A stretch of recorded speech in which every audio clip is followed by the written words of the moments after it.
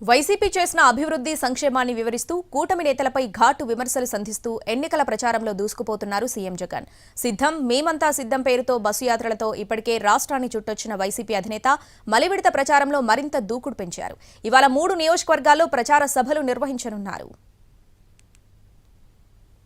CM Jagan ప్రతిరోజు 3 జిల్లాల్లోని 3 నియోజకవర్గాల్లో పర్యటిస్తున్నారు. ఇవాళ ఉదయం 10 గంటలకు హిందూపురం పార్లమెంటు పరిధిలోని అంబేద్కర్ సెంటర్లో జరిగే ప్రచార సభలో పాల్గొంటారు ముఖ్యమంత్రి.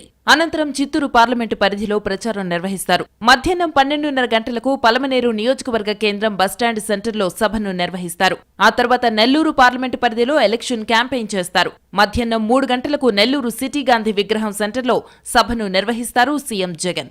నిన్న నర్సాపురం, పెదకూరపాడు, కనిగిరి ప్రచార సభల్లో పాల్గొన్న జగన్ ప్రతిపక్షంపై తీవ్ర స్థాయిలో విరుచుకుపడ్డారు. చంద్రబాబు అమలు చేయలేని హామీలిచ్చారని, ఆయన్ని నమ్మడమంటే చంద్రముఖిని నిద్రలేపినట్టేనని సెటైర్ వేశారు.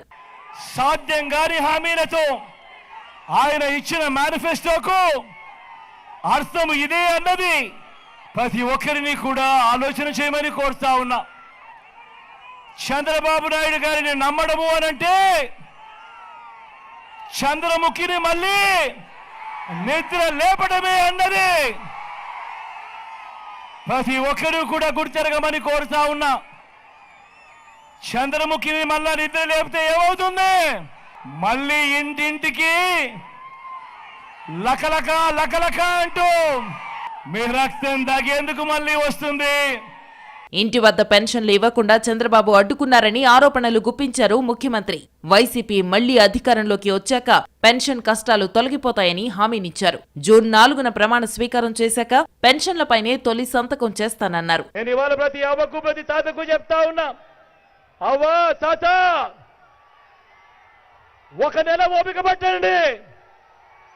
జూన్ 4వ తారీఖు దాకా ఓపిక పట్టండి. మళ్ళీ మీ బిడ్డ ప్రమాణ స్వీకారం చేస్తాడు.